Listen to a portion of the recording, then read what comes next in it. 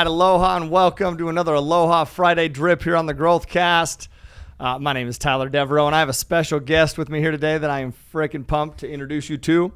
But quickly, just a reminder for those of you, if you're a first-time listener on the show, the flow. So we have Dallas Pruitt, who does daily mindset drips from Monday to Thursday, and on Friday we do Aloha Friday episode.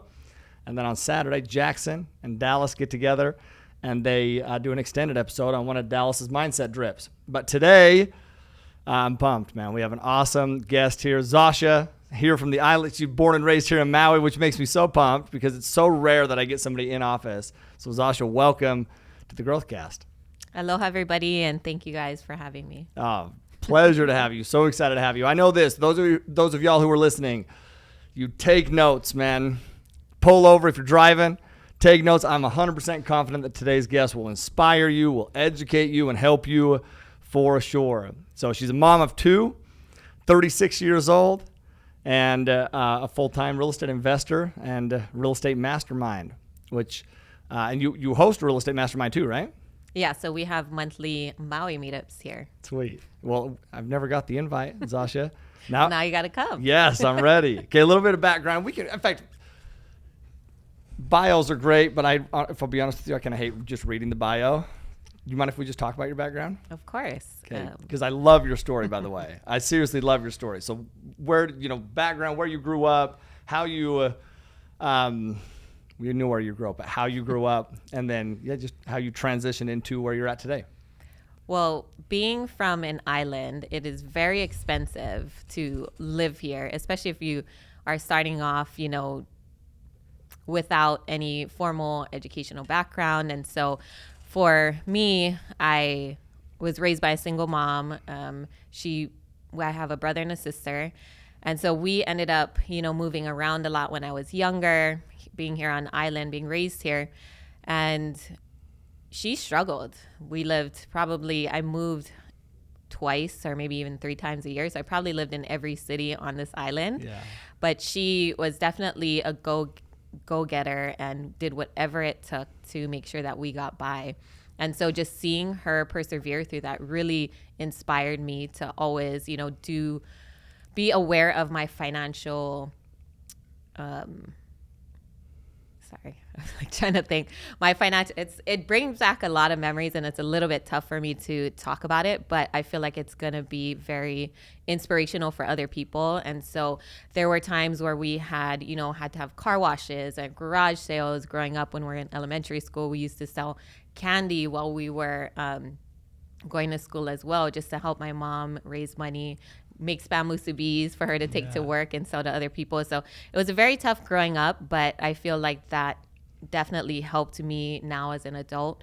So when I was going to high school, we were actually living in low-income housing, and that taught me very well where I didn't want to be. And it was hard being around other people who were also struggling.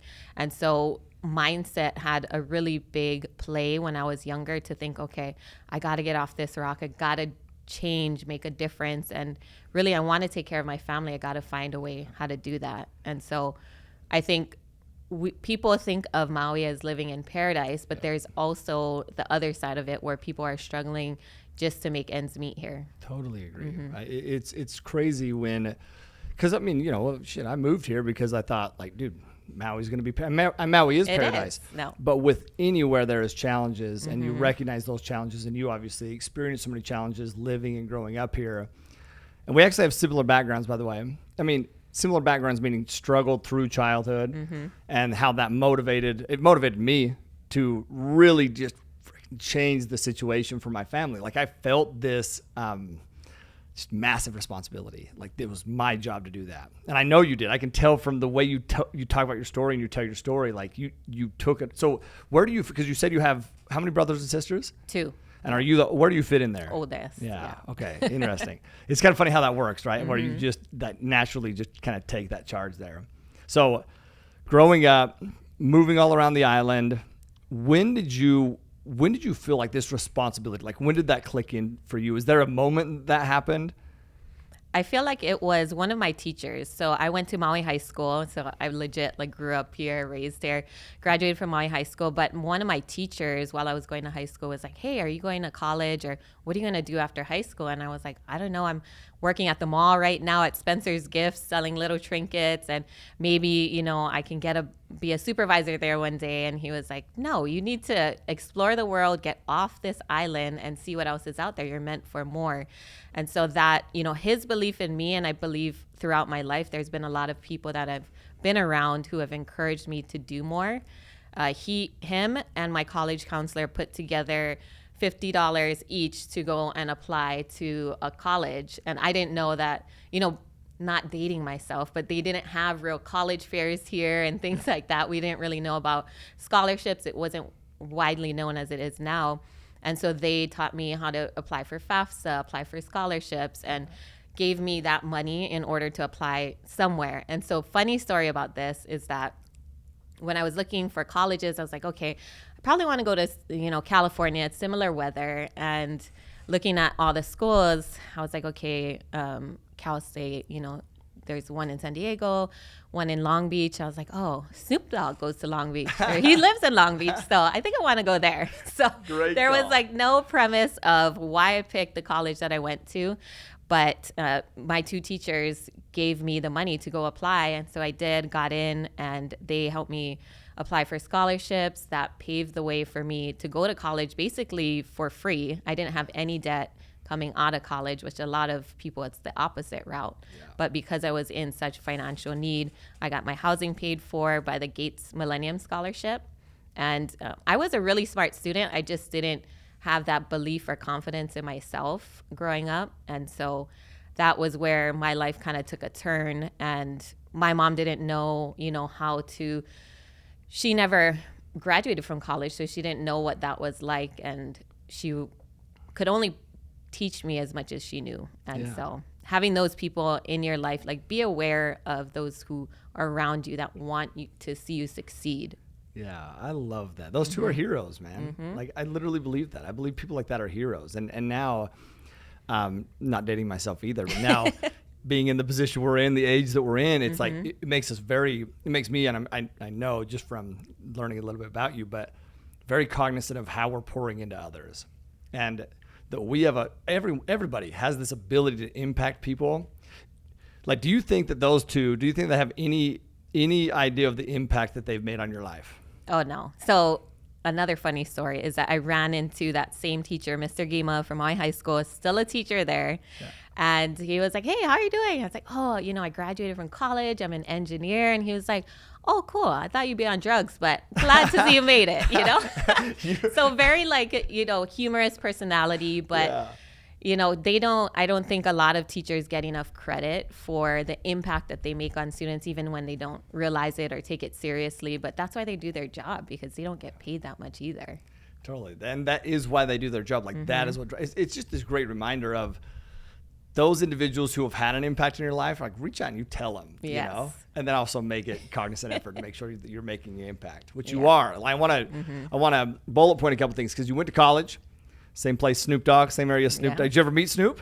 No, sadly, no. Because if you did, you'd probably be into drugs, right. Zasha. Glad I didn't, right? No, I love Snoop. Me and my wife's first date was a Ziggy Marley Snoop Dogg concert. It's the best first date. Yeah, it was awesome. So I want to run through this a little bit, because you were a civil engineer. Yep. And you designed underground utilities for hotels, shopping centers, subdivisions all across Hawaii. You were making $70,000 a year. 60-hour work weeks. We're just tired. And what you said that your family was getting the rundown, tired version of you. And that is, and please correct me if I'm wrong, but that is what, like, made this shift, this switch for you to change. Is that true? Yes. And so it was actually my husband that brought it up, because he had owned his own company, and he was like, hey, you know, I don't mind that you love your career or you're taking it really serious, but you're spending a lot of hours away from us. And typically in any sort of relationship, it's the other way around, right? Yeah, totally. And so we were trying to figure out, okay, what else can we do, or what else can I get into that will kind of buy back my time? And I feel like a lot of people are in that situation, to where they might like their jobs and it's okay, but then they're being overworked or putting, all this time and effort into something that might not pay you in return what it's worth, what your time is worth. Yeah. And so I started looking up, Googling silly things like, okay, how to get rich, or, how to quit my job and still, make it. And that's when I found real estate investing. And I'd seen a lot of people had invested in real estate. And me being from Hawaii, it was hard enough just to get our first home. I mean, I was an engineer. My husband owned his own plumbing company. And just for us to qualify for our first home was hard. And so once I found out, okay, I can try to buy some real estate on my own, use some conventional loans, talk to some officers. And at that time, I had no idea about leveraging other people's money or loans, bank loans, other than conventional loans to buy your home. So when I went to the bank, I was like, oh man, we just put all this money into our home. And one of the ladies, the tellers, was like, hey, did you ever think about getting a HELOC or refinancing to get that money back out? I was like, what is that? Like, I have no idea what that meant. And so after learning about those other lines of credit and cash out refinance, where you could basically leverage the equity in your home, get this money back, and then invest it in other things, that blew my mind. And so that's kind of how we started. We bought a few rental properties, and then I hit my max DTI, so debt to income ratio, where you can't qualify for those loans anymore. So I was like, okay, how else do people do it? Then I started going to meetups, seeing what other investors were doing. And surprisingly, I mean, on Maui, there are quite a few. I mean, even you live here now, right? So if you intentionally put yourself around people who are doing these higher level projects, then you feel more comfortable, get that confidence and say, okay, they've done it this way. So my third deal was actually fully funded by a private lender who lives here, who didn't want to kind of be in charge of projects anymore. They didn't want to deal with contractors, finding the deal, running the deals. It is a lot of work in the interim, especially if you're flipping. And so that's kind of where I learned, okay, this is the area that I'm good at. And now that I had a track record of buying a few properties, now I, even for myself, felt comfortable raising private money, because I was never comfortable. I was like, okay, what if the deal goes south? Or, then I don't want to hurt that relationship with someone else. So I think a lot of people don't realize, like, they want to raise private money from the start, which is fine, but it's good to have some experience so that the challenges that comes with it and the setbacks. So partnering with somebody experienced definitely helps to offset that as well. Totally. Dude, there's so much to unpack. I just want to take a second, because you literally just unpacked a ton that I just want to drill this home to anybody listening, because you are where you are really because you made a decision to search out a better life. And you started to recognize these little things. Like, do I believe that you would have recognized the potential of a HELOC, or that there's these other groups and these meetups and these opportunities to learn if you really weren't searching for something like that? No. You recognized them because you made a decision that you wanted to change somehow. That decision is massive. Like, you start to recognize opportunities everywhere, right? Well, and I think that's important for people to always realize, is that you have to have that like curiosity in you to want to figure it out. Because if you hit a wall and you're like, okay, it's done, then of course it's done. Like, you can't move any further, but you're like, okay, could I get a ladder? Could I go around it? You're just curious about other ways, and asking people, like, put it out there. Whatever you're doing, put it out to the universe. Talk to everybody about, even if you're a newbie. And this is what I told Tyler, is like, I'm a newbie in the multifamily space, but I still put myself out there and tell people, hey, I'm just learning, but how can I help you? Or how do I do this? And they give me answers. And if I take action right away, then it gets done. Totally. So. Which is a huge separator. It's like, that's what makes you, dude, you're a rock star, man, because you just are. Like, just how you laid that out too, and how you just overcome challenges. And obviously you learned some of that from your mom, and you talking about how she was just a hustler to get stuff done, and she worked so hard, and it motivates you to. For me personally, my mom was the same way. My mom, we did not grow up wealthy at all, but my mom was a single mom, raised 4 kids, and she was an absolute rock star. Like, did anything that she needed to do or could do to provide for the family. And for me personally, I looked at that and I was like, I want to make my mom proud. Like, I want to let her know that the work that she did helped me become who I am, And so I better become something, or else I'm going to let her down. Like that motivated me for a long time. And it continues to motivate me, but our motivations change, So to see your journey and I just paint this picture. 3 years ago, she started real estate investing, 2019. She's done 17 flips. She has 9 long-term rentals, 1 short-term rental. That one spits off like $10K a month in passive income, right? Which is amazing. And then she did her first multifamily deals this year, 110 units in Texas. What part of Texas? Austin, Texas. Great market. 253 units in Florida. And what part of Florida? Asala. Asala, yeah. Asala or Ocala? Ocala. I don't know. See, I always say it wrong. Yeah. Maybe I'm saying it wrong. Shit, I don't know. Yeah. So that progress over 3 years, Zasha, is amazing. But it's not a surprise to me. Like now chatting with you, learning, from you, it's like that progress is happening because you're freaking determined to make it happen. I love it. Like, can I get a ladder? Can I, what's the solutions, So along this journey, okay, what's your, let's talk about your first flip. Okay. Let's talk about your first flip. Well, so that one was a condo in Kihei.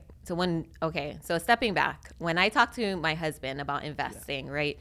He was a little hesitant because we got our house, we just spent all our money. Then we pulled out a HELOC. He's like, what is this? We're, pulling out all this debt. Yeah. And I said, well, if we use this debt to make more money, then it becomes a vehicle, to more investments and possibly bigger deals that will cash flow where you don't have to trade your money for time and things like that. So I try to explain it to him. Obviously, I'm not the best at articulating a lot of things, but I just keep putting myself out there. And so that's what I've found success in. And so even with this flip, I said, you know what, let's start with a condo because it's small. We don't have to worry about the exterior.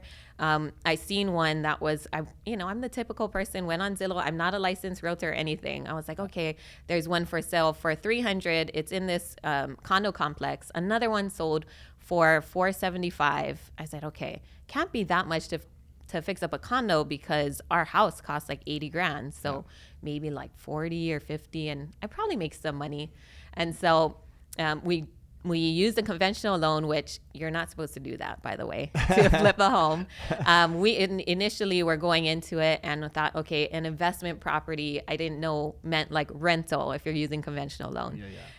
We ended up fixing it up in 30 days. We spent about $32,000 on a renovation and then sold it to a cash buyer who wanted to retire here I think that was for $480.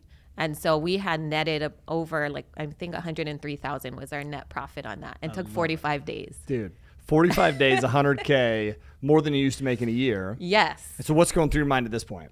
So I was so hesitant to quit my job. Okay. Because that's safety. Yes. Right? That's safety net. Yeah. And I think a lot of people can relate to that, right? It's like I put myself through college, growing up, struggling. That was like the main thing in our family. And I think a lot of people are like, okay, you got to get your college degree. Like that's the automatic next step. And so my family, I was the first to graduate from college in my family, in my entire family. And so everybody was super proud. And so I worked for 10 years as a civil engineer. Even that was something major to accomplish. Yeah. And so to kind of leave while having a child in college. And so I think all of those things that I went through, I didn't want to, just push it to the side because of this one thing. And what if I just got lucky for this one deal? Or what if I, just stumbled upon it? And so that's when I knew I kind of needed guidance and needed a mentor because my husband was telling me for a long time, like, just quit already and then you can do this full time. Yeah. And it wasn't. Okay, so he switched quick then. Yes. Dude, I love that. Okay, keep going. Sorry. Yeah. So now he knew like proof of concept, right? With anything. Once you're successful, then you have the confidence to keep going.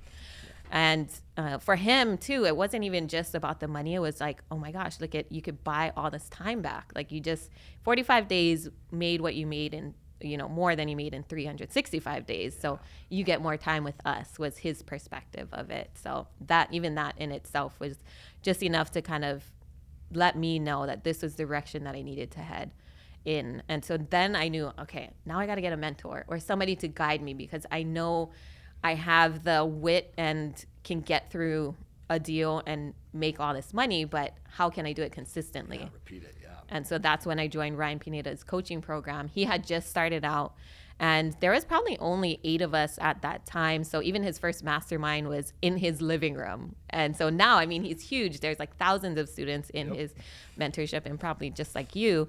So I'm glad that I got in it in the beginning, because I did get a lot of one-on-one time with him. But he said the same thing. He's like, dude, why don't you just quit? Like, you just made $100,000. Like, you just got to do 1 deal a year and you're good. Yes. And so I think it was just somebody who was experienced telling me that. Then it made me realize, okay, well, what about my health care? Like my health insurance. It's like, how much is that a month? I was like, $1,800, because we do pay for a higher plan, because I also have my youngest son is autistic.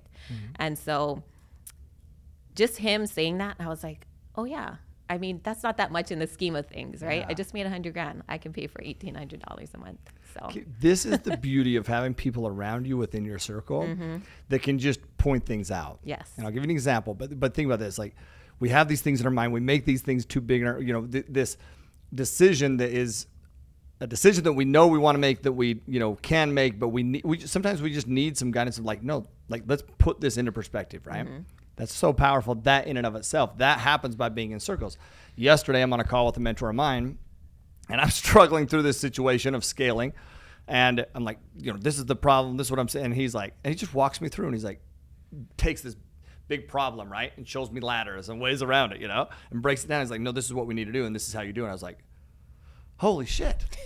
Like literally 30-minute call, and it's like completely pivots and shifts. That's so powerful, man. So shout out to Ryan, and shout out to your husband too. What's your husband's name? Woody. That's a great freaking name. And if you're on Maui, Woody's Plumbing Services, call him up if you ever have plumbing issues. I love it. Shout out to Ryan and his coaching program, and shout out to Woody's Plumbing Services. I love it. I'll have to hit him up, man. Okay, so then you did your first flip, joined the mentorship program, and then started to scale and grow. And then one of the things you said is that you wouldn't do it again, or you wouldn't flip that again, or something. And as we were chatting, what did you mean by that? So I think I would. Okay, well, I forget where I was going with that. I don't know. If you don't know, like, so you were. Maybe the better question is this: why did you decide to start transitioning? Because this year is the year you started to transition into multifamily. Yes. And why did you decide to transition into multifamily? Okay, now I remember. Sorry, guys.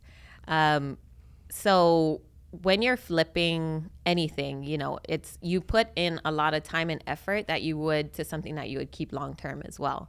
But then it's gone, and then now you're left with paying these short-term capital gains tax. And for me, every project that I get into, I put in so much work and time that to see it just kind of go, you can even get that money back if you pull out the money through a HELOC or a cash out refinance. So you can still get that money back in a different way. So I think that's the mindset shift that I had, was like, oh, I don't have to sell it to make this money, right? Yeah. And so now going into these larger multifamilies, it takes less time to be in these projects, and then you get more equity, long-term depreciation, just other aspects of it that I want my life to look like. I want to be more of a passive investor instead of so active in projects. Yes. And so that's why I think partnerships are so ideal. And for me, if I'm near a project, I'm going to go to it. Now majority of my projects are out of state, because I don't want to be able to go there, because then I want to, have a handle on it. Yeah. You like to control it, right? Yes. I'm very much the same way. The move to Maui to me was, it was deeper than I ever realized moving here. Mm-hmm. Like the impact it had to be able to remove myself, still like work on the business, just not in the business, right? Yes. Not going to the properties all the stinking time, because we live out here on a rock, right? Well, and then so that first project, that first condo, even though it was tiny, it was definitely one that I put a lot more effort into than I needed. I was driving like trucks to the dump. I was like there running to Lowe's on my lunch break and delivering materials. I thought, oh my gosh, this is gonna make them move faster, because I'm gonna be around and like in it with them. But no, it didn't. But you know what? So many times we gain this confidence that we have. Not just some of the time. I believe the true way to gain confidence is through experiences. Mm-hmm. And now I want to avoid as many challenges as possible, right? And scale and expedite the process. But I look at those challenges at that point for you, like those sacrifices, like, dude, during your lunch break, going and getting these things done. And yes, is it great to delegate and bring in other team members and partners? Absolutely. But there are still things that you have to sacrifice. And I know you know that. But how many people aren't willing to sacrifice that because they're not for sure that there's going to be a return from that, right? Mm-hmm. It's crazy to me, which is why I love that you do that. But I also want to hone in on one thing, because the multifamily side and the investing side and the long-term versus short-term, so many investors, like, and then you talk about your HELOC, right? Mm-hmm. Cash out a HELOC, you put that money to work. Okay, well, when you cash out a HELOC, you put that money to work, and on a short-term flip, then you give that money back to your investors, plus their returns. How do they feel about that? Well, they definitely, so if it's somebody else taking out a HELOC and then they get that money back, they just don't know sometimes what to do with it. Yep. So they end up spending it. Or I've had, private lenders where I'm like, hey, we have this other project coming up. If you want to lend, they're like, oh shoot, I just spent $50,000 on this and this. I was like, how did you do that in like less than a month, Yep. So I think people's financial education or financial background too has a play in how they are reinvesting their money, because it's good to invest one time, right? You get a taste of it, you see what the return is, but then to do that consistently and think of it more like a savings that's like accruing and almost like your retirement, right? It's Absolutely. There and set on the side. It's not when you get this money back, you're making a lot of money. It's money that you've probably never seen before because you're leveraging equity in your home. So you never had that before, but still yet knowing how to manage it, I think is key for a lot. It's literally one of the things that I'm most grateful for. I'll tell you how I was able to scale so quickly is I live a very simple life. Mm-hmm. Like I would, for a very long time, like any money that I would make from it, I would reinvest it back in. So, somebody would exit a deal, one of my multifamily deals that I passively invested in, or one of my deals that I passively invested in, exit, get a good chunk. I never, dude, just took that and went and bought a home or a car or like all back in, dumped everything back in. And I still dump the far majority back in, especially my equity gains. Like I live off cash flow and I take all the equity gains and put them back in. Any acquisition fee, I put it back in. Why? Because it's like you said, and it's literally how I view it. This savings account, this retirement growing, mm-hmm. these equity pieces growing, that if something happens in my life, I need to cash out to grab that. I look at these checks hanging up here, right? That I can cash that out to pay for medical care or pay for something if it comes up, right? But really, I don't ever plan on tapping into those things. I want that to continue to grow and to grow and to grow and then, continue to just spit off cash flow. Well, and I think we're the same in that aspect as well, is that it's, I still live the same kind of way that I did before. People are like, oh my gosh, you're a millionaire now. I'm like, yeah, but nothing has really changed. I didn't even realize it. So I like to tell this funny story is one of my friends, Brian, reached out to me and he was like, hey, are you a millionaire yet? I was like, I don't have $1 million in the bank. And he was like, hello, nobody does. Like you got your assets and your liabilities. And I just so for me, I just think a progression is like, okay, what's the next step? And I don't even take time to really celebrate my wins. So I just started doing that this year, is really I have a bookkeeper, I have a CPA, they do their thing. I trust them. So when I took a look at my asset and liabilities, I was like, oh my gosh, like I am a millionaire, right? But I don't feel differently. And I don't feel like it really affects your morals or integrity, or it doesn't have to change who you are, right? Yeah. And you don't all of a sudden have to start driving a Tesla to prove anything to yourself. Yep. I still shop at Ross. Like I love Ross. So does my wife. Right.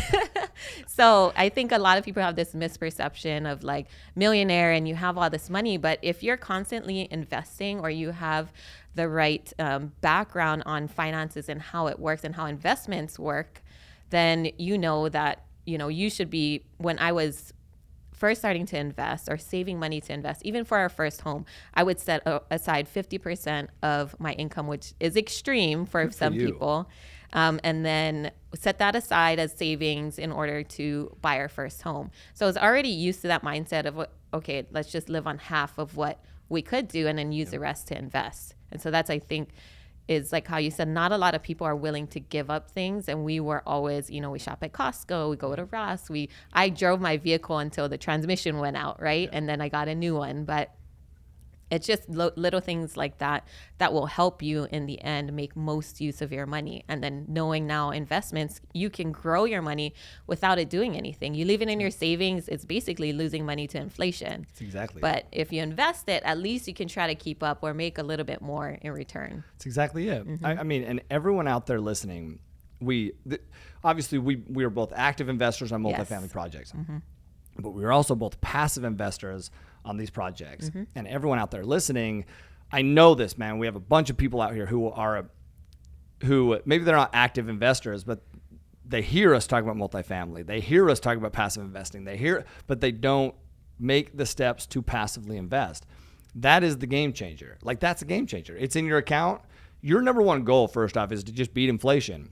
And I promise you right now, if it's in a bank account, it ain't beating inflation. Like, you need to pull those things out, especially in the markets that we're in right now, and invest into hard assets like multifamily and tax benefits, depreciation, like you mentioned, cash flow, equity, all that kind of stuff. Well, and for me, I left my job in 2020 and I had a 401k there, and it was $107,000. I remember, because I was like, okay, what do I do with it? I wasn't really sure. I just left it there. I was like, okay, it'll be like a savings account. It'll just stay there. And whenever I'm ready to decide what I'm going to do with it, I can. I just checked it a couple weeks ago. It's down to $81,000. I was like, by leaving it there, I lost over $10,000 a year, and I know I can make it work way better for me. So I am gonna, roll it over into a self-directed IRA and then, invest it from there. But I know how to do more with my money than a bank could, or the stock market. And so that's what I tell people too, is like, I not only am an active investor, like I have flips, I do my own rentals on my own, I do multifamily, but I also lend out on other people's projects and invest in other syndications, just because I want to diversify. So not having all your eggs in one bucket, I think, is something else to think about as well. Definitely agree.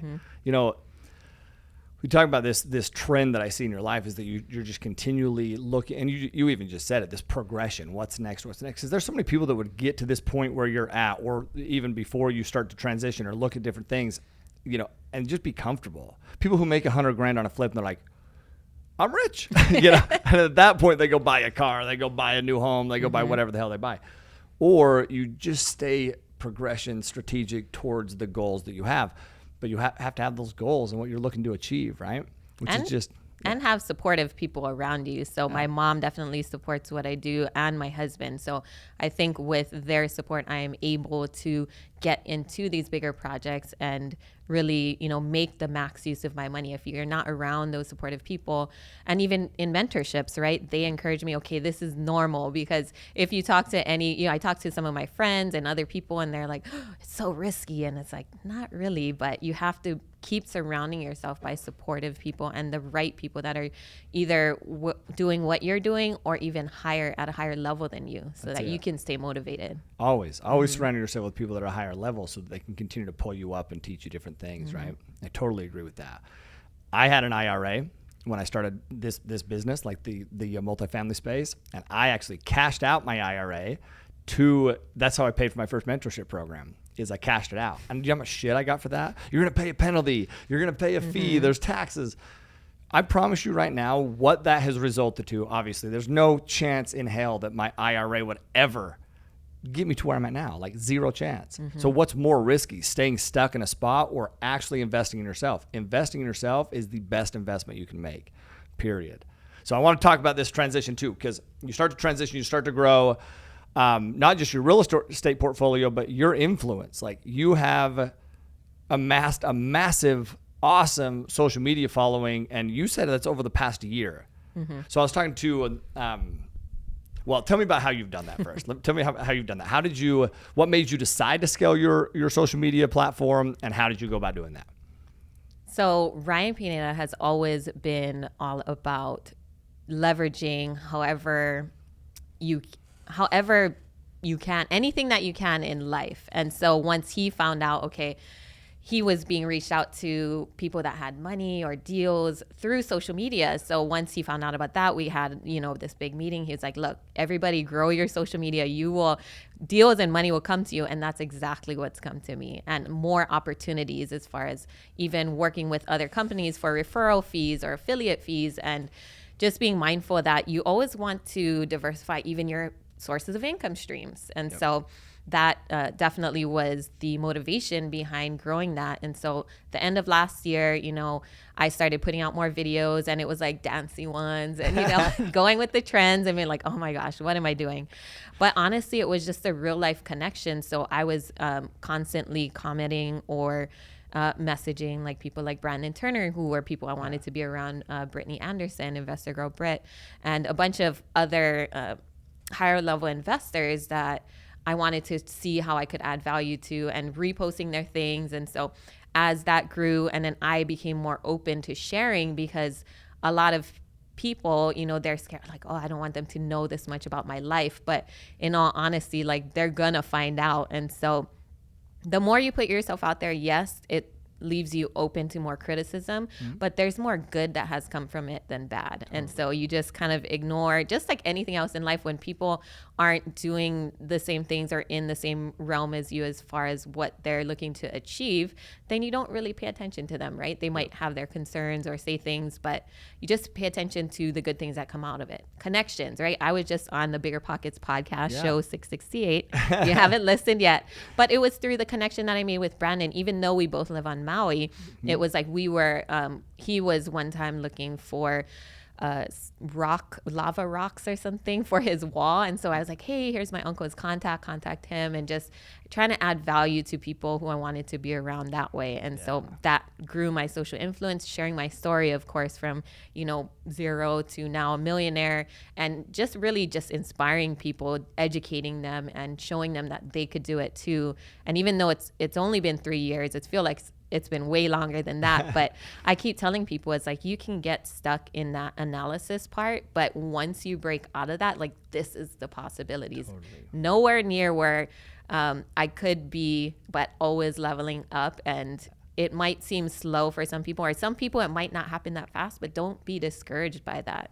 You know, I'm a very avid, you know, once I get something in my mind, and I make calculated risks. So this is the thing, is people are like, oh, that's so risky. I was like, it's a calculated risk though. Of course, with any kind of, even syndications or bigger projects, there is a risk to it not going the way that you think it's going to go.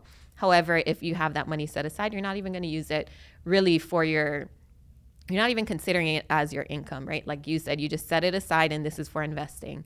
You're comfortable with that. And then from there, you just progress. But it's that belief and confidence in yourself and where you want to go, what you want to do with it, that really drives you to that next level. That's exactly it. Dude, there's so much to just unpack from what you just said there. I absolutely love that. It's just putting yourself out there and understanding that there is a bigger picture that you're looking towards. Like, I have lost more money than most people have probably even made in their lifetime. And that sounds like nuts. That's not a very good flex. Okay. Right. But it's like, but here's the thing. Right. I swear in my life, it's like, it's this blip because of we're continually taking steps. And then what do you do when you lose?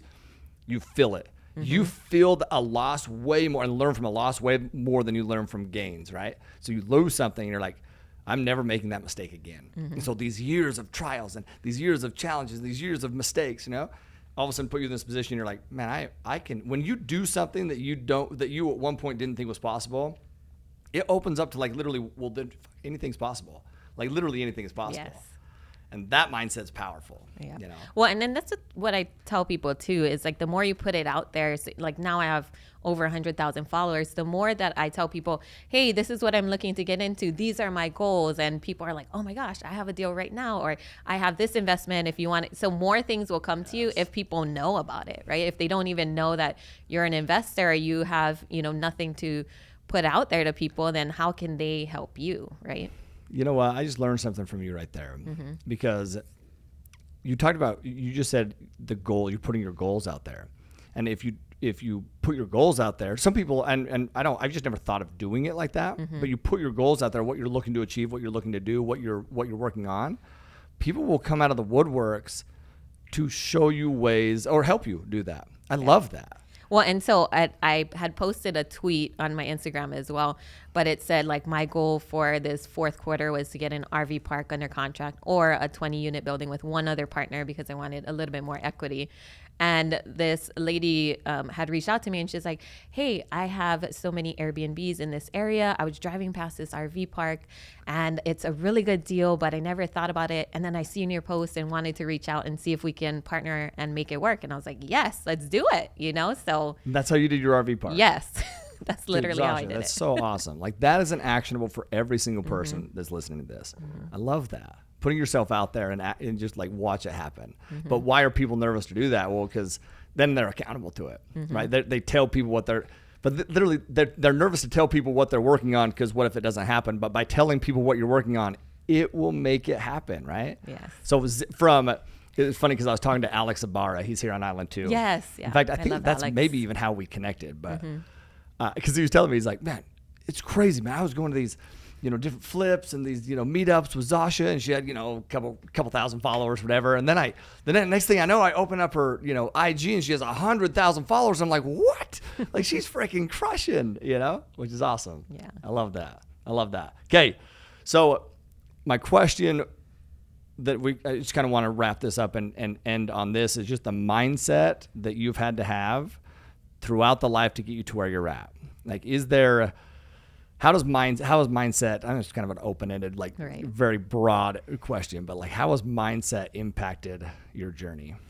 Definitely unlocked a lot of things that I never knew was possible. So for me, it was always like, okay, graduate from high school, then get a degree, move home, and then like you're done, right? Then you start saving and then you retire.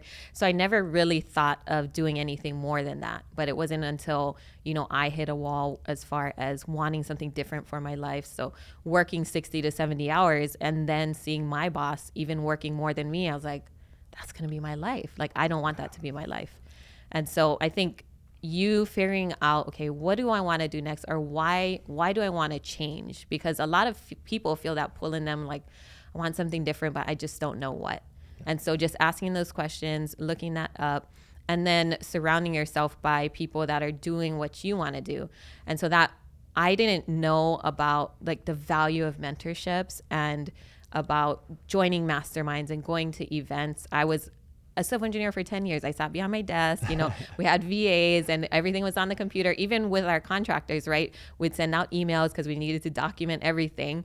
But at the same time, I didn't put myself out there until I needed a change. So figure out what you want to change. 2, put yourself around those other people that are doing it. And then 3, figure out what else you need to finally take that leap. So for me, it was joining a mentorship, being around other high-level investors, and then figuring out, okay, I don't necessarily right now have a particular asset class that I want to jump all into. Of course, multifamily is great, but I like the flexibility. So I want to be a capital raiser moving forward. I want to start a fund. That way I can still be in different sorts of projects. So now we're in apartment buildings. I'm getting into RV parks. I want to get into a hotel.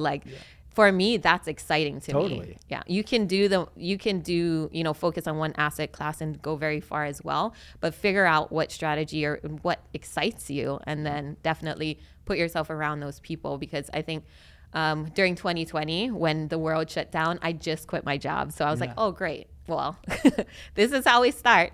And I remember at mid-2020, Steve Rosenberg had started a mentorship called the Think Tank Mastermind. Okay. And so I connected with him. He set forth like all these challenges and things for us to do.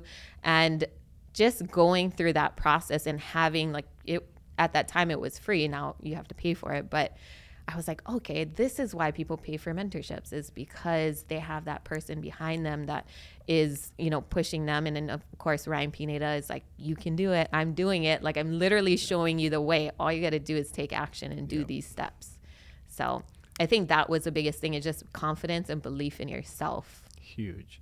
Absolutely huge. And that confidence and belief in yourself continues to grow as you just take the action steps, as you just, that's literally what gets you, those experiences get you that confidence. Right. And if you don't have it for yourself, go and partner with somebody. Partner with an experienced investor to get that. And that's what I do a lot of now, is not necessarily partnering with newbies who are like fresh out the gate, but they might have bought some rentals and now want to get into flipping, or now want to get into multifamily. They just don't know how. Or like my latest partnership is they have all these Airbnbs, but don't know about RV parks. And it's, $1 million raise for a $3.5 million project, which is kind of smaller than, you would syndicate for. But essentially me just partnering with her gives her the boost to, okay, now we can do this, right? Yeah. We have somebody. And I like to partner because you split roles and responsibilities, as well as the risk, and overall for the project, you have somebody else to go over things with, because sometimes it does get a lot for one person. Totally does. Mm-hmm. One of the actionables that I think everyone should take is you looked at your boss, right? And you looked at your boss and you said, man, she, whoever that was working more hours than you were working. That's not the life I want. That in and of itself is this actionable that you take. You look at where you're progressing to, the track you're on. Mm-hmm. Is that really what you want? And if not, then what do you want? Like when I went to my very first multifamily class and I looked at the gentleman teaching the class and I looked at the quality of life, the time, and the partnerships. It was partnerships. I'd been doing a couple flips. I had some single family rentals, some wholesales, but I was doing all of it. And it's like to carry that whole burden was taxing, Mm-hmm. So I looked at this, I'm like, hold on, man, now there's enough profit on these deals to actually justify multiple partners.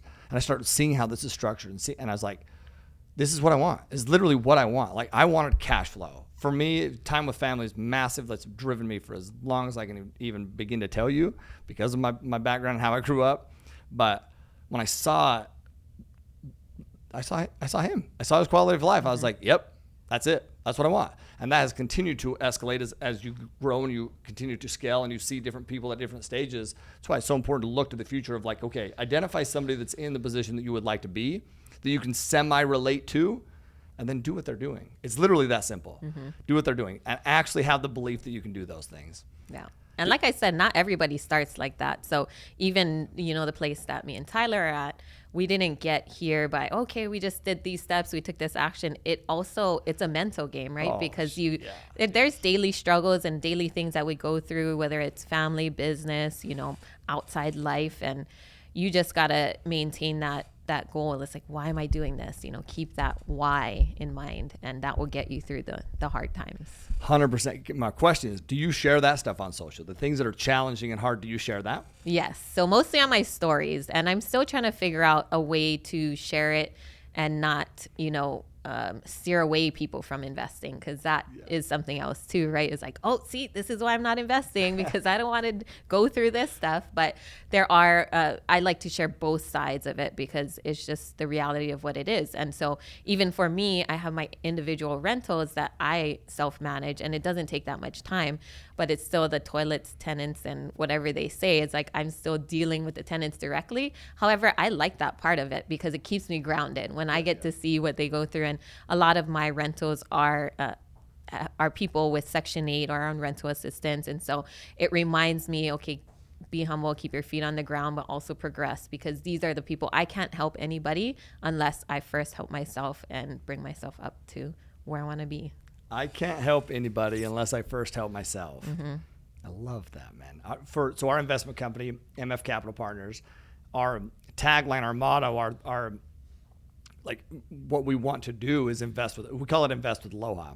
You call it impact investing or making an impact, investing with an impact. Mm-hmm. Section 8 tenants, impact on your investors, impact on all these people that you're helping throughout. And you cannot do that unless you grow yourself. Mm-hmm. All right. So it's so important to share both sides. And I'll be honest with you, I say that, but we're so similar, by the way, because I love how your mind goes to, because this is absolutely where my mind goes to.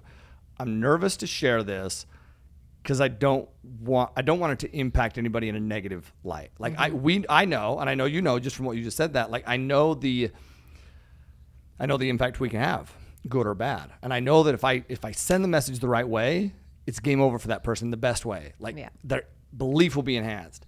But if I do something that impacts their belief in a negative light, well, that would break my fucking heart. Because mm-hmm. that's literally the whole reason that I do all of this, is to enhance belief so that we can invest with Aloha and actually make an impact. And so we're very similar that way, but I need to share more of it. Yeah. And I think people don't realize the good that can be done with investing is a lot of times we are, especially when you're still growing and on the smaller scale as far as flips, right? A lot of people locally, even for me growing up, had a hard time affording living here. But I tell people, okay, when I do, my flips or renovate a home that maybe wasn't even livable, then now I'm creating this new place for somebody to live. I don't always pick the highest offer.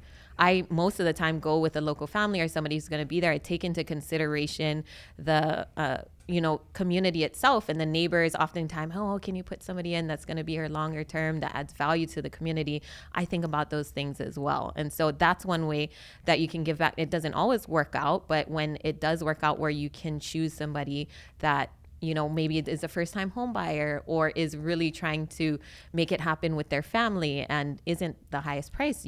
Now you have the choice. You have ownership. You own this project, so you can choose who you want to sell it to. I love that. And I love that is something that you take into consideration. Like, so many people will just be on the sidelines and be like, man, this is the problem. This is you're going to raise rents here. You're going to charge more for this here. But they don't control anything. You actually control your ability to make an impact by putting yourself in that position. I love that your mind goes that way. Like, it tells me a ton about your heart. Like, you have a great heart. I love that. Thank you. And I believe that's an indirect return, right? We have direct returns, selling it for top dollar. And then we have these indirect returns. And those indirect returns will get you farther than any direct returns ever will get you. I believe that to my core. That's an abundant mindset to know that this is actually going to impact me in another way. It's another way that maybe we don't even recognize down the road, right? Right. It's just powerful. When all the contacts you make along the way, the escrow officers, the agents, even the buyers, they will then spread that news about you or be able to, shed a different light about the type of investor you are, and that'll open up to more opportunities from there. And that's how I get a lot of my business from relationships, from other people referring me, hey, I have this person, family member in need, and this is what they're going through. And so I'm like, okay, well, I have all these connections in the real estate community. Or have they, thought about refinancing their home? Have they tried to take out a personal loan, talk to other family members? I can be there to help, guide that conversation. And then I'll be kind of the last one to work with. But especially living in a small community, you want to make sure that they've explored all their other avenues and you're actually doing it for the right reasons, and not, I have this cash offer that, you could take. It's like, hey, we can help you do all these other things. And then if it's the right fit, then, we can work with you too. Yes. That's awesome. That's so great. And that's what excites you. Everybody needs that's one of the things you mentioned is that you look for something that excites you. And that's it. Like that, if different people are motivated by different things, but find out what that is and put yourself in a position to actually control that situation. Dude, you're awesome. Thank you so much for taking the time to come in office. By the way, my chair is so squeaky. It is driving me nuts. And those of you who watch it on YouTube, you know that I usually sit there, but for some reason today I decided to sit here. I'm not a fan of this. Different. It's different. My knees are hitting. Putting you in an uncomfortable position. Jeez, man, get out of my comfortable comfort being zone. uncomfortable. That's it. Okay, I want to end with, so first off, before I even get into this, the Hawaiian value, is all y'all need to go share this episode. Where can people follow you or find you, by the way? So on Instagram, invest with Zasha, and then also on my website, zashasmith.com.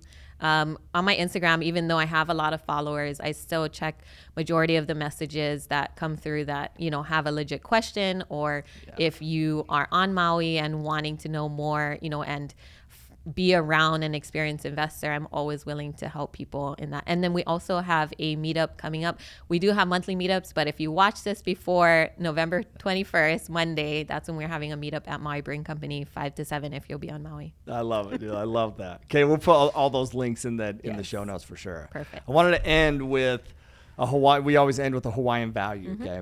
And the Hawaiian value I wanted to end with is, and I had no idea what direction this episode was going to go. I didn't. But I'm so glad I chose this one, which is Imiola.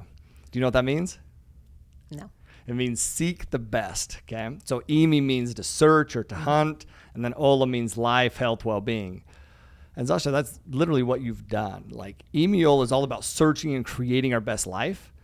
And just hearing your journey and what you've done, that's literally what you've done at every single stage. Like you've used your skills and you've learned, the skills that you had, and then you searched out new skills, right? Then you took advantage of opportunities, and when you come against challenges, you search out solutions to those challenges. And I believe that's how we seek the best life, is to really seek out solutions to overcome challenges and grow ourselves. But because by doing that, we put our camera down. We just had a camera go south on us. By doing that, we put ourselves in a position to bless our lives, certainly, but also the lives of others. And you're an inspiration, man. You're amazing. So, Emiola, seek the best life. So, thank you. Any last things that you would like to say before we wrap this one up? I mean, my overall mission and my overall message that I always like to leave people with is that you can build wealth while making an impact. However much money you make doesn't need to change who you are. It only amplifies. Yeah, only amplifies how much more you can give back and how much more you can put into things that you already believe in. Yeah. And so you can be a small local island girl from Maui and still make it. So. Oh, man. Absolute rock star. I'm so glad we were able to connect. Thank you for taking the time to come in. All y'all out there who are listening to this, share the episode. Follow Zasha. Connect with her. And live always with aloha. Peace.